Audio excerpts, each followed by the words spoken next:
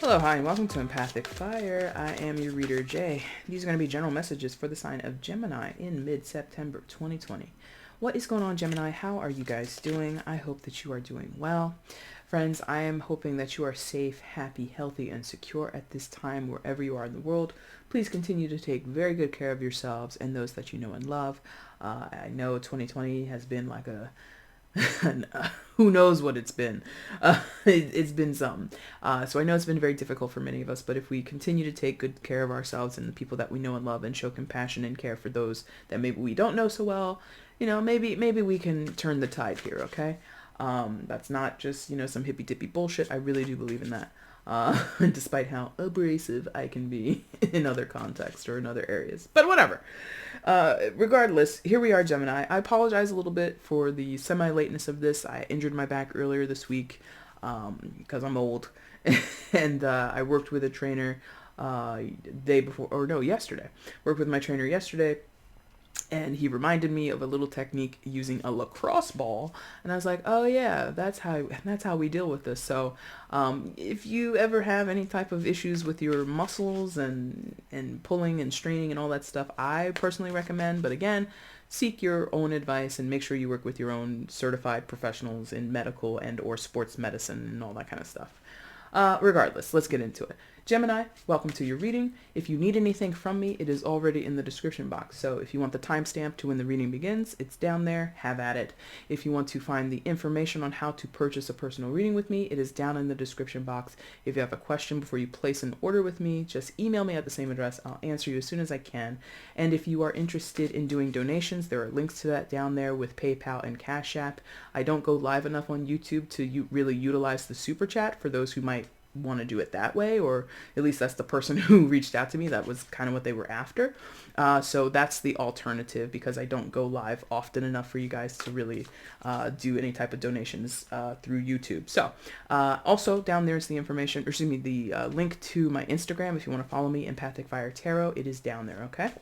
Let's get into it. Enough of the rambo, schmamble, bamble. Looking for information, or excuse me, looking for messages. There we go. Messages, energies, and insights for Gemini in mid-September 2020, please. Messages, energies, and insights for Gemini in mid-September 2020.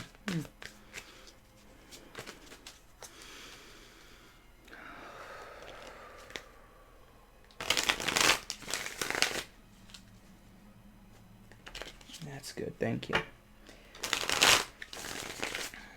All right, guys, let's get into it. For Gemini, mid-September, please show me. All right, that was quick. 3 of Pentacles.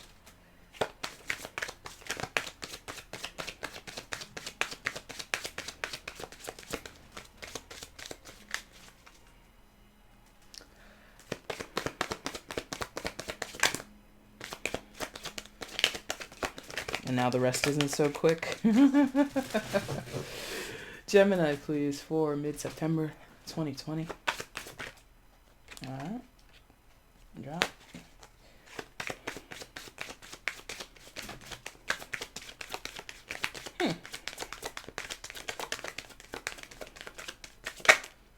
And the Emperor.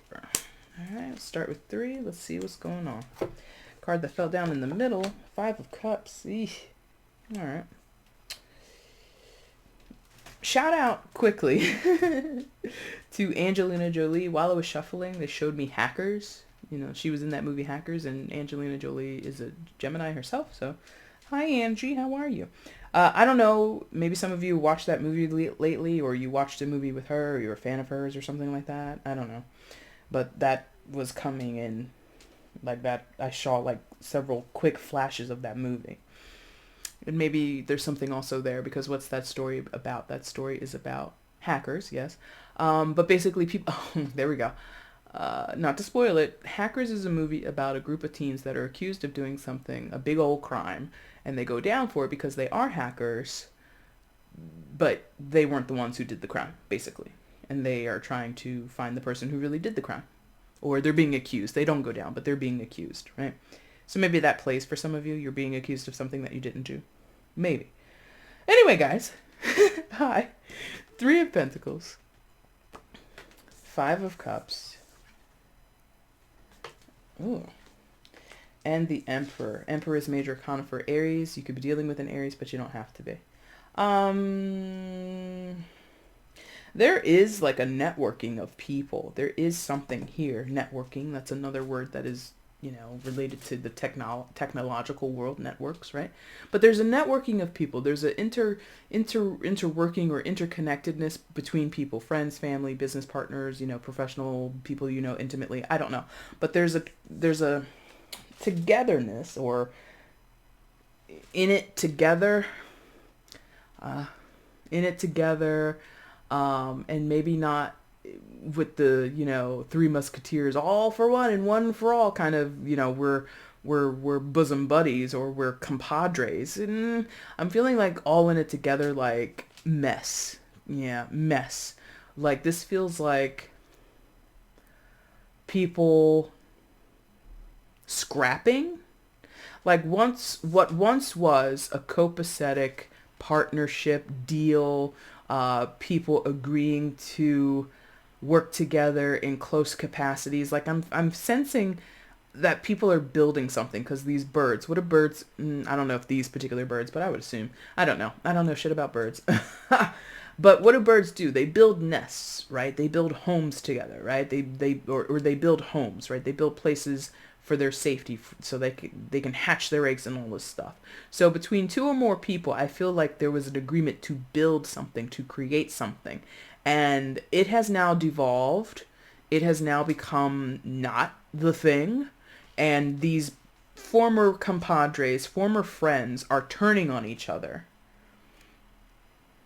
is what this feels like, which is not the plot of Hackers. The group of teens don't turn on each other. Again, sorry for the spoilers, but, there's something here where we once were a band of merry friends, or a group of people who had the same vision, had the same goals. Interestingly, very specific for some of you, this is like a throuple thing, or like a poly situation in your love life. And you all agreed that this is what the relationship was going to be. This is the project we're going to work on. And things have devolved and really become honestly toxic in the situation. And I don't usually like to throw toxic around, especially we don't really have a card pointing to that, but the energy is very toxic. Like my jaw is, you can't see, but I'm pointing to my jaw where it hurts, or it feels like maybe some of you are like, or someone in the situation grinds their teeth, or there's a lot of talking, there's a lot of arguments or something like that. And it's just exhausting. Didn't I mention that word before, exhausting? Or maybe I didn't. I don't know. But that's what this feels like. Three of Pentacles. What once was great and everything was peachy keen and we all were on the same page. Now everybody's on a different page in a different book in a different galaxy. Like, it's just not happening. And it's traditionally, the Three of Pentacles is not about viciousness. It's not about turning against each other. It's not about argumentation. But these ravens or crows, another movie reference, The Birds, right? Okay, like, and what do you call the flock of crows or whatever it is? A murder? I'm not laughing at the word murder. And hopefully there's no murder in your story. But there's something kind of, quote unquote, heavy quotes, evil about what's turning around in this situation with you and another person or other people, Gemini. It feels really backstabby. It feels really full of betrayal. I mentioned this in your September reading, if not one of your August readings. You can go back and watch if you want. You don't have to, but I know I've talked something about betrayal before for you guys, and being in a fight in contention with people. And I feel that they don't have to be the same story, but I feel like that energy is still here in your collective reading. What I'm sensing here, going back to what I was going to say about these birds before I got sidetracked with the movie The Birds and flocks of crows or ravens, whichever it is, being called murders. In The Birds, they don't kill each other. The birds don't go for each other, but they are a destructive, murdering force. They kill people, And I don't know about you. I don't know how much you look at birds. I'm not a bird watcher or anything, but when I'm walking down the street or just happen to be sitting somewhere, and let's say there's like a piece of bread or something in the park, And I don't care what kind of bird it is. Doesn't even have to be this. It could be two little sparrows. You ever seen birds fight over a piece of food? It gets kind of hectic. And I'm not saying, only birds do that. Dogs could do that, lizards could do that. I don't know. But there's a competitiveness, or like and they can squawk at each other. They fly at each other and like rustle their feathers in the other one's face and like, get the hell away from that bread. It's mine. It's like territorial. And again, going back to this idea of the birds, pecking at, right? With the sharp needle-like beak. Poop, poop, poop, poop, poop, poop, poop. Poke, poke, poke, poke, poke. So in conversation with people, in arguments with people, someone could be poking at the same spot. Somebody could be trying to do damage by constantly inflicting harm on the same spot. I don't think I'm talking about anything physical. I hope to God you're not out in the world getting into physical altercations with people. But what it really feels like is like someone's like picking at someone's insecurities, or somebody's picking at a soft, vulnerable spot of a person, trying to leverage that weakness for the person who's doing the pecking for their gain. Exploiting the weakness. That's what that feels like. And again, Three of Pentacles. Again, this is normally a card of working together, negotiations, coming to the table as agreeable, equal partners. I feel here someone is leveraging that in a very strategic business deal, leveraging that. This could be like a hostile like takeover, or like a buyout or something like that. And it's no mercy. Where before there was mercy, before there was such a vibe, it was so cool, it was so chill, everything was agreeable, and now it's not agreeable. And then they flashed in front of my face now, again, this idea of a throuple. And, I'm not calling anybody out, I'm not calling anybody's lifestyle out, I'm not saying, well, of course, no. But there's this idea that somebody thought 3 people or more could have lived or worked peacefully, consciously, lovingly in a romantic situation. And that has turned out to not be the damn case. Period, paragraph, as my mother says. Somehow in that romantic sector, and it doesn't have to be throuple, poly, or anything like that. It could literally be 2 people. And this is a card where a lot of people might assume a third party situation. It could have been that. Could have been a cheating scenario. I don't know, but I'm just allowing it because there's a possibility. But there's something here where the emotions were sworn to be mature. I swear I can handle this. I swear this is what I want in this relationship. And then we get several months down the road of living as a throuple, and now somebody's got to go. Somebody got to get the hell out of here. It'd be you or him or her or whoever, but it ain't gonna be me. And somebody's turning that, twisting the situation to come out clean, or come out the victor, come out the person who's gonna make out the best in the situation. Self-preservation, right? Oh, awful. 5 of Cups. So this is emotionally dissatisfactory towards you, or for you, towards other people, or with other people. I don't know. If I'm honest, everybody feels this way, but for the person who's trying to get the edge on everybody else, this is probably less them. They might feel this way a little bit, but somebody else in the situation, whether it be you, Gemini, or, again, someone else here, someone is really in the dumps. Really, really, really, really in the dumps. Okay?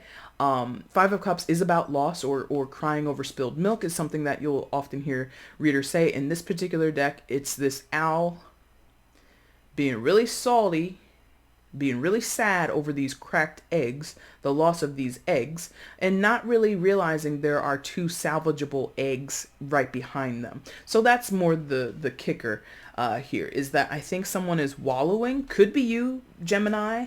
I feel a good portion of you, it is you. But I gotta be honest. Some of the Geminis, they're probably not watching this reading, so I'm not afraid to say, and I wouldn't be afraid anyway. But some of the Geminis are the ones that are twisting the knife. that are making a big stink out of things, that are trying to find leverage, that are trying to manipulate the situation and come out on top, come out easy breezy, lemon squeezy. You know what I mean? They are the ones, possibly some Geminis, okay, not all of you, were the ones that agreed to the terms, agreed to be emotionally mature in the throuple, agreed to share their feelings and do whatever you need to do when you have that type of relationship. I have no idea. And they were the first ones to break that contract. That's it. There you go. And that's where this Five of Cups comes from. The promises that someone made, whether it was the Gemini or someone else in the situation, we could be talking about a situation between two Geminis. Who knows? Somebody who laid the terms, agreed to the terms, vocally, possibly legally signing their name on a document, broke the damn terms of the contract. You set the terms and then you broke the terms? You set the parameters and then you went outside the parameters? You made the promise and then you broke the promise? That leaves someone feeling extra in the dumps, extra betrayed or abandoned, because Five of Cups can talk about, again, crying over spilled milk, what was lost, what went away, what no longer is, and lamenting and feeling sad and sorrowful over what no longer exists. The trust, the bond, the promise, the love, the affection, the care, whatever, the respect, the decency, the fair treatment, in some cases the acknowledgement. Like, I'm getting the sense that if this is like a business thing or like longtime friends or even other types of partners, this could be somebody you used to talk to on the regular, maybe even every day, maybe even live with them. Now things have gone sour, or do business with them. Now that things have gone sour, they don't acknowledge you. You don't exist to them.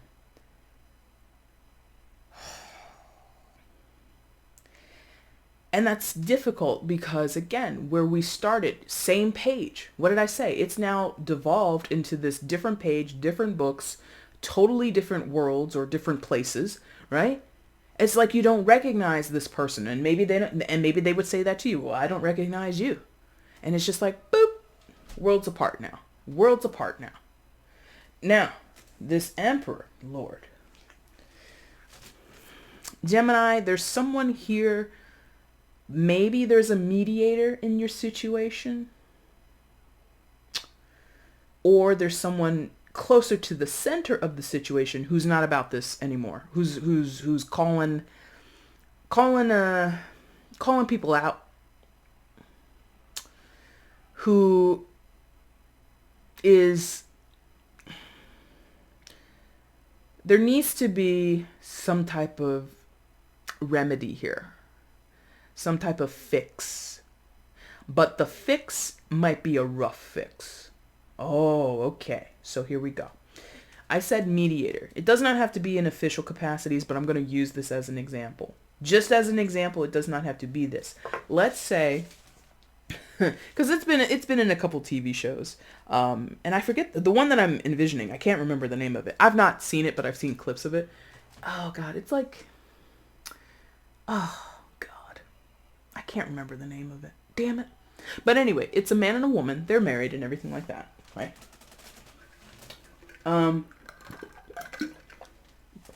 They're married. And then they start a throuple with this younger woman, right? And they make a big deal out of it. We're together. We're a throuple and it's a big thing. And whatever the reaction is. And it goes on like that for a while. Eventually, the situation devolves. And the original woman, or the wife of the situation, screws off. She goes somewhere else and leaves the husband and the girlfriend as a unit. And I don't know what happens, but it feels like something like that is happening in this situation. Go with me. That was the story. That was the TV show. But now, same story. But what I'm sensing is the wife can come back to the situation, or whoever screwed off and disappeared, or, broke the terms. Because the terms of their throuple was, we're going to be together, make decisions together, all that good stuff. She goes off in the show, gets a whole new partner, I think, and then comes back. And there's something there about the return, right?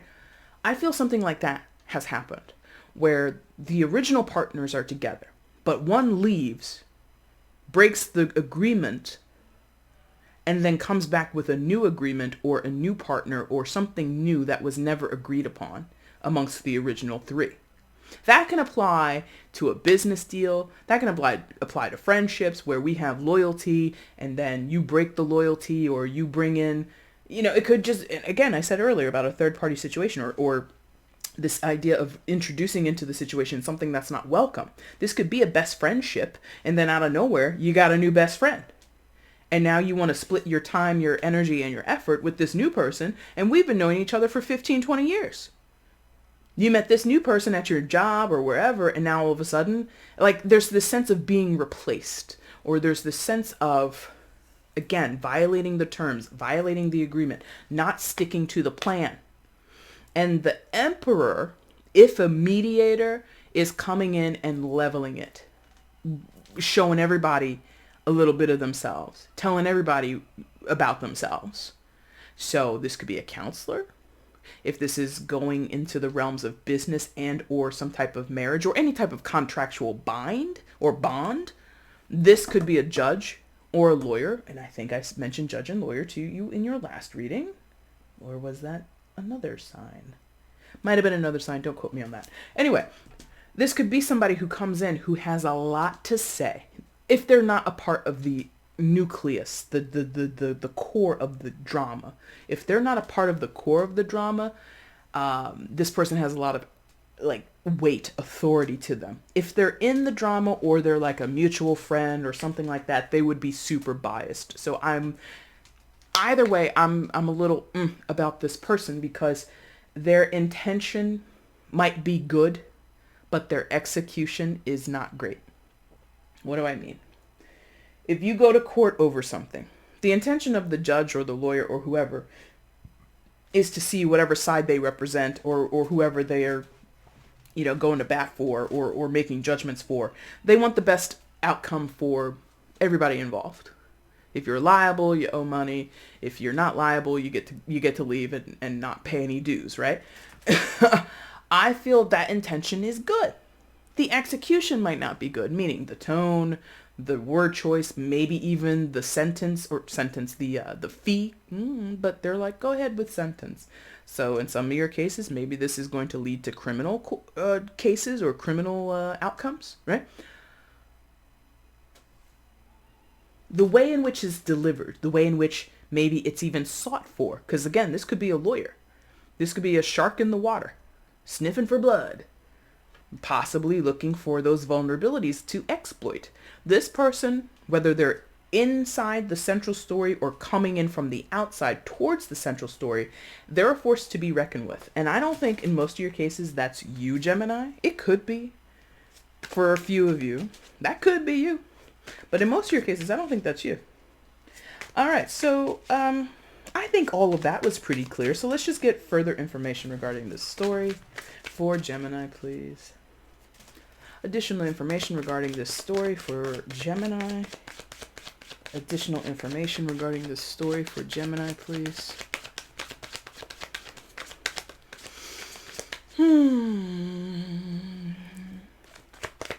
Additional information regarding this story for Gemini, please. Do you not want to say anything? Okay, there we go. 9 of Cups. Ooh. 9 of Cups. Interesting. Further information regarding this story. Oh boy. Okay. For Gemini and Temperance. Okay. So I don't know who's there, so we're just gonna move that a little bit because there's two sides to this, whether that be two distinct people or more than two people, whatever. There's two sides to this. Check it out. The side, honestly, that is the manipulator, that is the one, looking for the Achilles heel, looking to take advantage, looking for the weak spot and honing in that pecking thing that I was talking about earlier.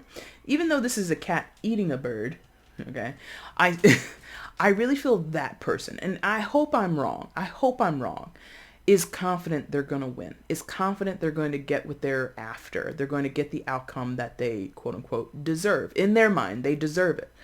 I feel that that person or that side of the issue is looking for short-term satisfactions, short-term resolution or retribution in some cases, right? And they're looking to get a W. Perfect. I was like, why am I saying like this somewhat like sports terminology? So to get a W is great. To get one solid win is great. But to get one win out of a season, you didn't win. You lost, right?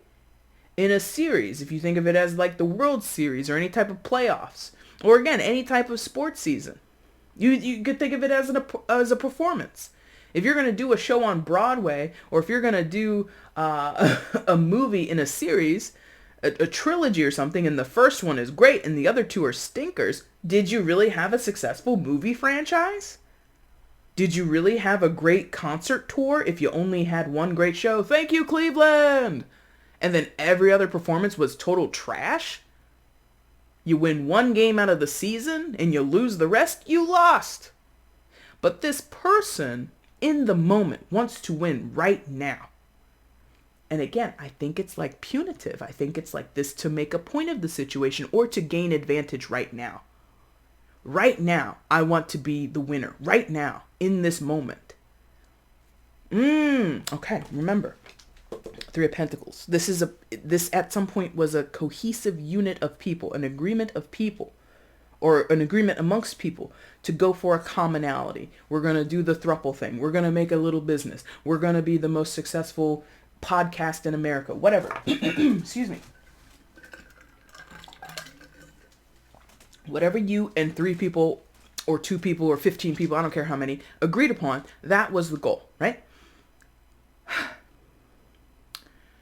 It doesn't serve to betray, to manipulate, to win an advantage, or exploit your former friends, your former partners, your former loved ones to win in the moment now.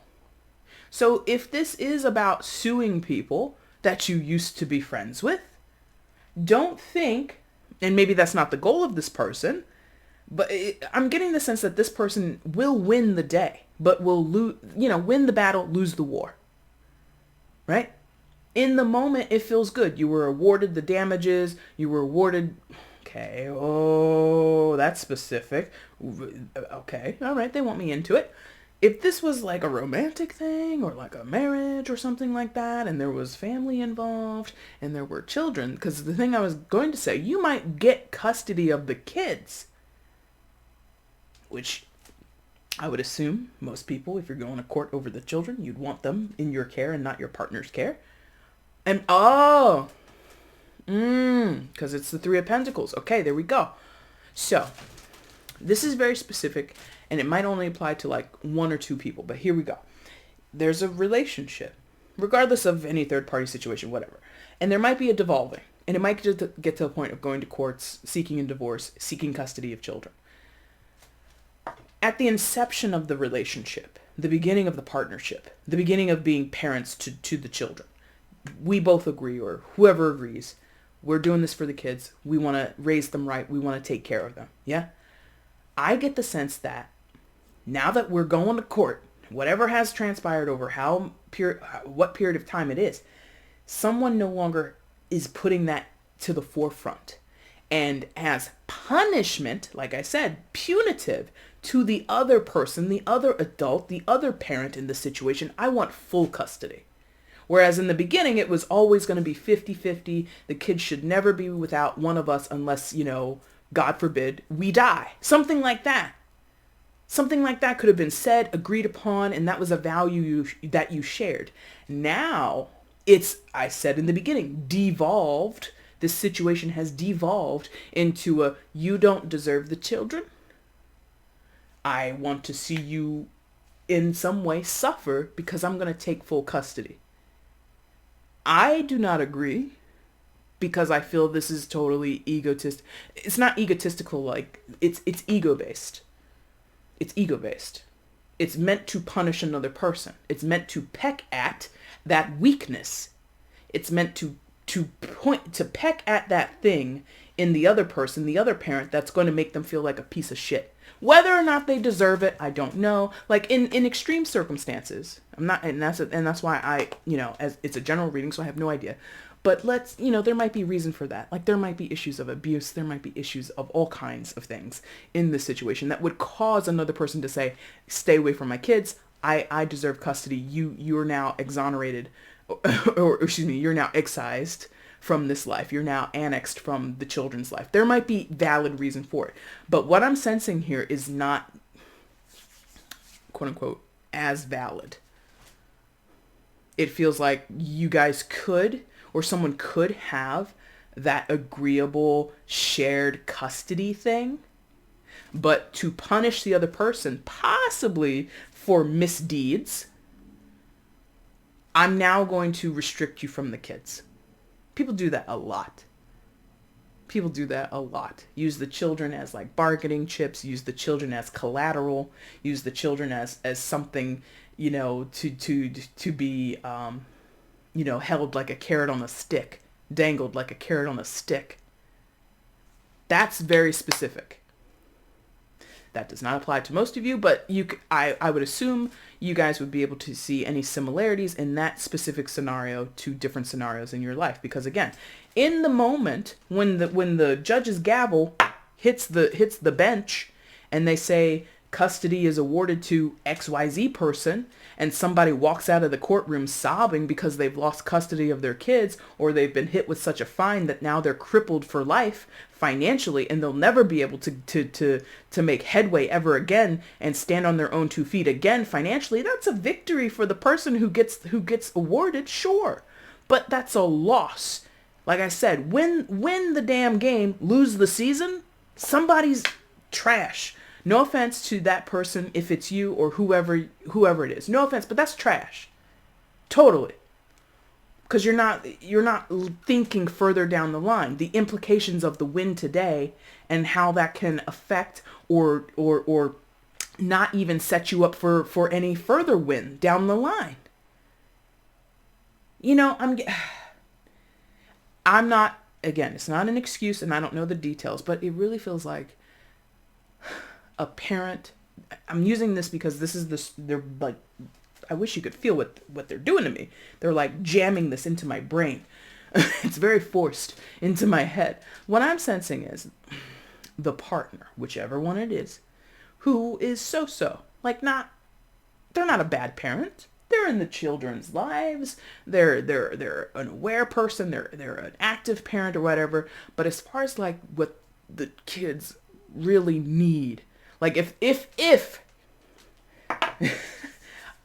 I don't know the facts, the figures, the details, but what this feels like is if it was literally, if we could see like in parallel universes or parallel timelines, the assignment of the children to partner A or partner B, if both of the choices could happen, which scenario would be the most successful? Partner A, even though they're good, when the two people are together in a co-parenting situation, it's good. But separately would not be able to handle it as well as partner B. That's what that feels like. Not to say they're awful, not to say that they're terrible, not to say that they're a scumbag and, they're, again, using the children for collateral. That might be true. But if you had to see the paralleled outcome of which scenario will the children be better taken care of or more fulfilled in, it's actually partner B.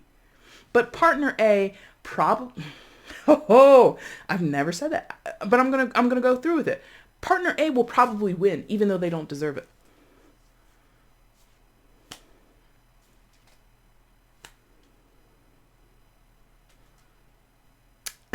I mean, I'm making all these faces at this freaking window across from me.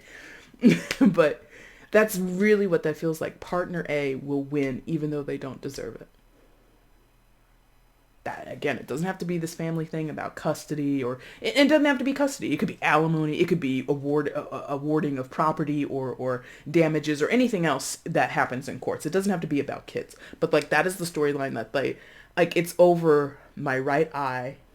And it's like a forceful feeling in my brain. And all these images I keep seeing where, I'm not even going to go into it. The other card that came out as further information in this reading is the Temperance card. Major Arcana for Sagittarius. So here's the recuperation for everybody, but it's not solely. It is mostly weighted on the other side of the situation. Whoever is the L in the current WL contest, right? The win-or-loss contest. This is the loser. Not calling you a loser, not saying, you or them or whoever is the worst thing ever. No, but in this moment, the loser. Like I said, it applies to everybody. So if you're on the W side, take notes here, because this applies to you too. But the person on the losing side, number one, it's not happening here, but you see there are wings on this angel. It's like being clipped. The wings are clipped. And with anything, birds, angels, right? You clip its wings. That's a what did I say? You the pecking and the damaging and the hurting, explicitly trying to hurt and damage another person. But anyway, you clip a wing off of a bird. You've injured it for life. You've maimed it. It can no longer fly, or it would need some type of restorative healing process to happen. That's what's going on here. Temperance. After the wings are clipped, after this defeat in court or out of court or wherever it happens, after possibly having a mediator come in and set down what they know are the fairest of terms, or what they think are the fairest of terms, but the two individuals might not feel that way, or the two sides might not agree with that, whatever. There's something here after it's done and those wings are clipped and the decisions come down. The process of healing has to begin. Now, this is more spiritual than I can recall of a Gemini reading in a long time. And I can't even go into the depths of what I'm feeling here, but this is like a wake up. This is possibly a very rough awakening process. The person that loses possibly loses everything. Money, house, car, possessions, children. Okay? Some type of status or standing, right, in a situation, some type of dignity, respect, love, whatever, any and all of the above, or just, some of those things I mentioned, whatever they lose, this is the rudest wake-up call that the universe has possibly given this person ever. Could be you, Gemini. I don't know who it is. Your energy is mixed bag. Some of you are this person, some of you are this person. You pick which side you want to be on. And if you're not involved and you're just watching other people go through this, hallelujah, yeah? Because this is not ideal for whoever's involved. One side wins today, but I'm telling you, in the long run, that's not kicking, that's not flying. That's not really it. It's short-term, short-sighted win. Shallow, right? And at the expense of other people. Making victims out of people that you used to call your friends, that you used to call your loved ones, right? Not a good karmic move, right? And over here is being presented with the karma, being karma dropping on your head like a fucking anvil, like you're Wile E. Coyote, and then the freaking roadrunner meep and runs off and leaves you flat like a pancake on the road. Temperance, recovery from that. And like I said, clipped wings, where normally an angel, a bird, would survive and use their ability to fly for their survival. It's having to relearn how to survive, having to relearn how to live independently without the ability to fly. Birds can still hop around. Angels still have, a pair of legs. They can still walk around and do what they got to do. But you're grounded. You're grounded. Part of an awakening, I don't know about you, in my opinion, involves being grounded. Involves being like a pancake or like that anvil on Wile E. Coyote's head. Boom, flattens you get leveled, destroyed. Not saying you deserve or it's whatever. It's the process. Period. Paragraph. It's the process. Most people, you can do a poll, you can ask other readers, you can ask your other friends. Those that have had a spiritual awakening, I'm one of them. I can attest. Leveled, totally leveled. Felt like my life was done. I was just utterly gutted. The lowest point of my life yet. And then what happened after? I woke the fuck up. I got on this track, this kick, this trajectory, and look at me now. Not saying I'm like, living the life of Riley. Not saying I have everything that I want, but I'm happier, I'm healthier, I'm more aware. I have this new skill that I didn't have prior. I didn't do this when I was 20 years old. I had no idea.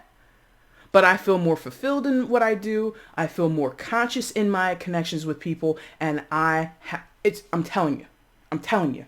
So for you, Gemini, or whoever this is, flat like a pancake, it's all right. And that's the thing about temperance. It's a healing card.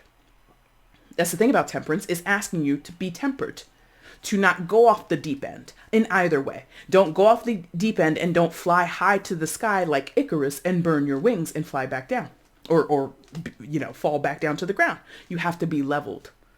You have to be even. You have to, in some cases, start over.